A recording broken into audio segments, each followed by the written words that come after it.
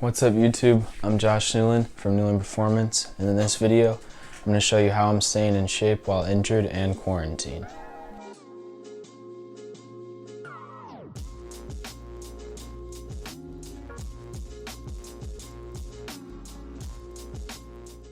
So basically I have a fractured ankle right now. It's not anything really bad, but I can't really run or jump or put much weight on it.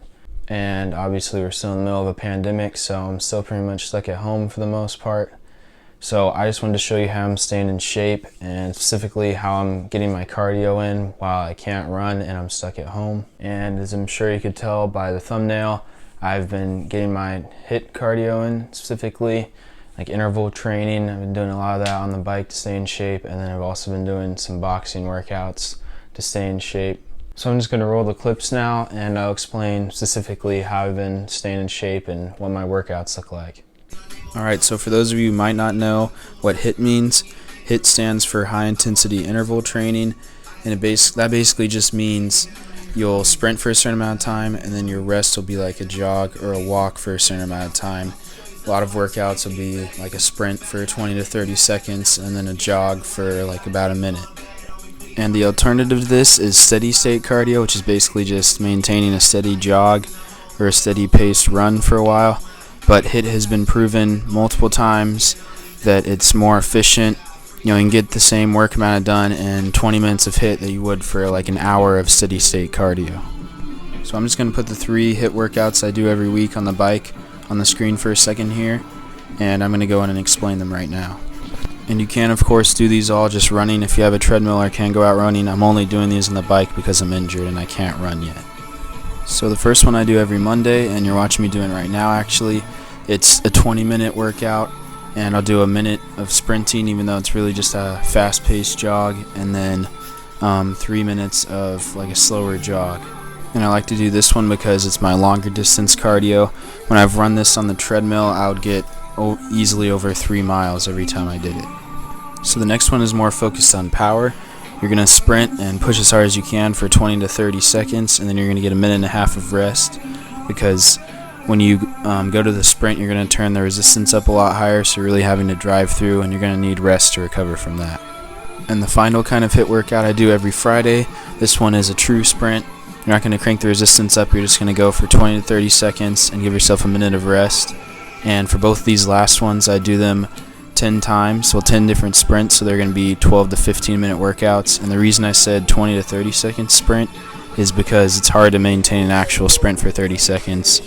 And if you get 20 or 25 seconds as hard as you can, that's fine. You just want to make sure the sprint is a real sprint and you're really pushing it. So I choose to do the bike on days where my weightlifting was upper body focused, just so my legs aren't already fatigued before I go into it and I get the most quality work out of it. And I do the same thing for boxing. I do boxing on days where my lifting before it will be lower body focused, so I don't go in fatigued.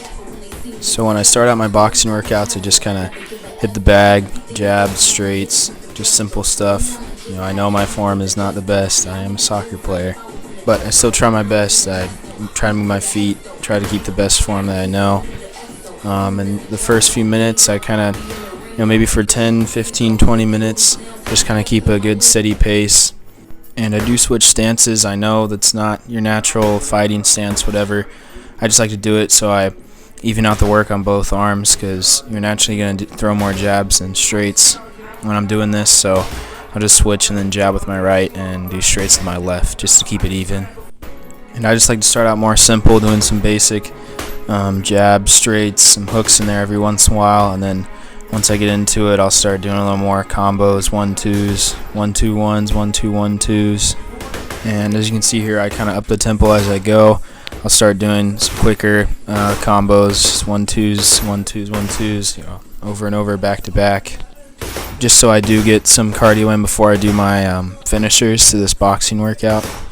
And when I'm doing this, I'm just trying to go for that speed. But as you'll see in the next clip here, I'm just working on some hooks. These are pretty much the body. I kind of have a bad habit too of when I'm punching, I punch downward. So most of my shots, my punches would be hitting them in the chest or the body. But that's something I'm trying to work on, is punching a little higher up. And then here, this is one of the finishers I do. just in the back here, I'm doing really quick bursts. In the next clip, I'm just steadily hitting it. And basically, I'm just trying to keep the bag, as you'll see, it's on an angle. And I'm just trying to not let it like fall down and come back towards me. So obviously not really good form here, but I'm just trying to quickly punch it, and this is just exhausting. And when I do this finisher, I'll do it for 2 or 3 rounds of about 30 seconds. You get the more of the angle the bag is on, obviously the harder it's going to be. The further you like back up and the more it's kind of just straight, the easier it's going to be for you and less of a challenge. And I'll give myself pretty much between 1.5 minutes, 2 minutes of rest, however much you feel you need, because this is a hard one. And then to finish my boxing workouts, I'll do this here, which I'm just doing like uppercuts pretty much as fast as I can. Again, these are not good form. I'm just doing this solely to, it's more of like a sprint than the bag. The bag was more endurance. This is more really quickness, but you're still trying to maintain that speed and endurance. And I'll do this for 30 seconds. Give myself about 1 minute or 1.5 minutes of rest, and I'll do this 2 or 3 rounds as well. And this one I actually saw in Creed, one of the best movies ever, and from one of my favorite scenes in that movie, so I thought, why not try it out myself. So thank you guys for watching. Hopefully you learned something or something you can take away if you're also injured or you can't go out for runs. These are great ways to stay in shape. The bike is really going to work your legs. Obviously your heart rate's going to get up a lot. You can do a lot of interval training on that.